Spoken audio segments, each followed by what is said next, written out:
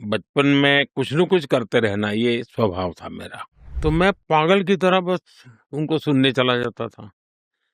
रात-रात भर उनके देशभक्ति के गाने सुनता था, मुझे मज़ा आता था। क्यों आता था वो पता नहीं है।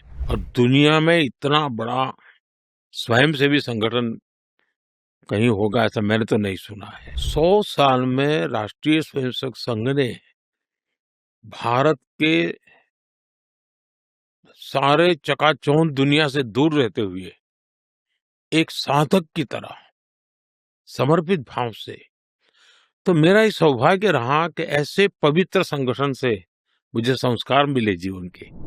आपने जीवन भर अपने देश भारत को सबसे ऊपर रखने की बात कही है। जब आप 8 साल के थे तब आप आरएसएस में शामिल हुए, जो हिंदू राष्ट्रवाद के विचार का समर्थन करता है। क्या आप आरएसएस के बारे में बता सकते हैं और उनका आप पर क्या प्रभाव पड़ा? आप जो भी आज हैं और आपके राजनीतिक विचारों के विकास पर उनका क्या प्रभाव पड़ा? देखिए, एक तो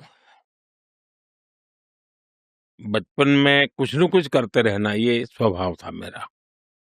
मुझे याद है मेरे यहाँ एक माकोसी, मुझे नाम बड़ा याद नहीं, वो सेवा दल के शायद हुआ करते थे। माकोसी सोनी ऐसा कुछ तो भी थे। अब वो एक बजाने वाली डफली जैसा रखते थे अपने पास और देशभक्ति के गीत और उनकी आवाज भी बहुत अच्छी थी। तो हमारे गांव में आते थे, तो अलग-अलग जगह पे उनके कार्यक्रम होते थे। तो मैं पागल की तरह बस उनको सुनने चला जाता था। रात-रात भर उनके देशभक्ति के गाने सुनता था, मुझे मज़ा आता था। क्यों आता था वो पता नहीं है। वैसे ही मेरे यहाँ राष्ट्रीय स्वयंसेवक संघ की शाखा चलती थी। शाखा में तो खेल-कूद होता, लेकिन देशभक्ति के गीत होते थे। वो मन को ज़रा बड़ा मज़ा आता था, एक मन को छूता था, अच्छा लगता था। तो ऐसे ही करके हम संघ में आ गए। तो संघ के एक संस्कार तो मिले कि भाई कुछ भी सोचो, करो, अगर वो पढ़ते हो तो भी सोचो कि मैं इतना पढूँ मैं देश के काम आऊँ। अगर व्यायाम करता हूँ, मैं ऐसा व्यायाम करो कि मेरा शरीर भी देश को काम आए। ये संघ के लोग सिखाते रहते हैं। अब संघ एक बहुत बड़ा संगठन है, शायद अब उसके 100 साल हो रहे हैं, ये 100वाँ वर्ष है। और दुनिया में इतना बड़ा स्वयंसेवी संगठन कहीं होगा ऐसा मैंने तो नहीं सुना है।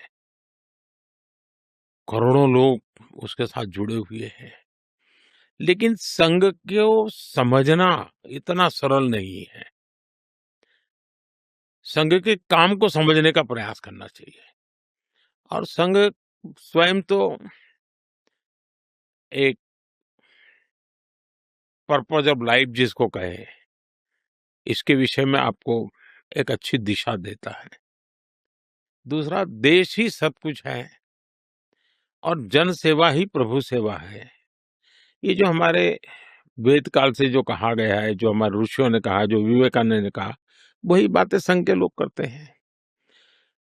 तो स्वयंसेवक को कहते हैं कि भाई तुम्हें संघ में से जो प्रेरणा मिली, वो 1 घंटा शाखा है, वो स्वयं नहीं, यूनिफॉर्म पहनना वो स्वयं से संघ नहीं है। तुमने समाज के लिए कुछ करना चाहिए और वो उस प्रेरणा के आज ऐसे काम चल रहे हैं, जैसे कुछ स्वयंसेवकों ने सेवा भारती नाम का संगठन खड़ा किया है। ये सेवा भारती जो गरीब बस्तियां होती है, झुग्गी-झोपड़ी में गरीब लोग रहते हैं, जिसको वो सेवा बस्ती कहते हैं। मेरी मोटी-मोटी जानकारी है, करीब 1.25 लाख सेवा प्रकल्प चलाते हैं वो और किसी सरकार की मदद के बिना समाज की मदद से वहां जाना, समय देना, बच्चों को पढ़ाना, उनके हेल्थ की चिंता करना, ऐसे ऐसे काम करते हैं। संस्कार उनके अंदर लाना, उस इलाके में स्वच्छता का काम करना, यानी बिल्कुल 1.25 लाख एक छोटा नंबर नहीं है। वैसे कुछ स्वयंसेवक हैं, संघ में से ही गढ़े हुए हैं, वो वनवासी कल्याण आश्रम चलाते हैं और वो जंगलों में आदिवासियों के बीच में रह करके आदिवासियों की सेवा करते। 70,000 से ज्यादा वन टीचर वन स्कूल, एकल विद्यालय चलाते हैं। और अमेरिका में भी कुछ लोग हैं जो उनको लिए शायद $10 या $15 का डोनेशन करते हैं इस काम के लिए।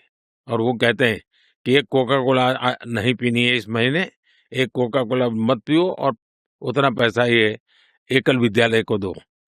अब 70,000 एकल विद्यालय आदिवासी बच्चों को पढ़ाने के लिए करना, कुछ स्वयंसेवकों ने शिक्षा में क्रांति लाने के लिए विद्या भारती नाम का संगठन खड़ा किया। करीब 25,000 स्कूल चलते हैं उनके देश में और 30 लाख से छात्रा एट अ टाइम होते हैं और मैं मानता हूं तक करोड़ों विद्यार्थियों को और बहुत ही कम दाम में पढ़ाई हो और संस्कार को भी प्राथमिकता हो, जमीन से जुड़े हुए लोग हो, कुछ न कुछ हुनर सीखे, समाज पर बोझ न बने, यानी जीवन के हर क्षेत्र में वे, चाहे महिला हो, युवा हो, इवन मजदूर, शायद उन मेंबरशिप के हिसाब से मैं कहूं तो भारतीय मजदूर संघ है, शायद उसके 55,000 के करीब यूनियंस है शायद, और करोड़ों की तादाद में उनके मेंबर्स हैं। शायद दुनिया में इतना बड़ा लेबर यूनियन कुछ नहीं होगा। और सिखा कैसा जाता है? लेफ्टिस्ट लोगों ने मजदूरों की मूवमेंटों को बड़ा बल दिया। लेबर मूवमेंट जो लगे हैं उनका नारा क्या होता है? Workers of the world unite, दुनिया के मजदूरों एक हो जाओ, फिर देख लेंगे, ये भाव होता है।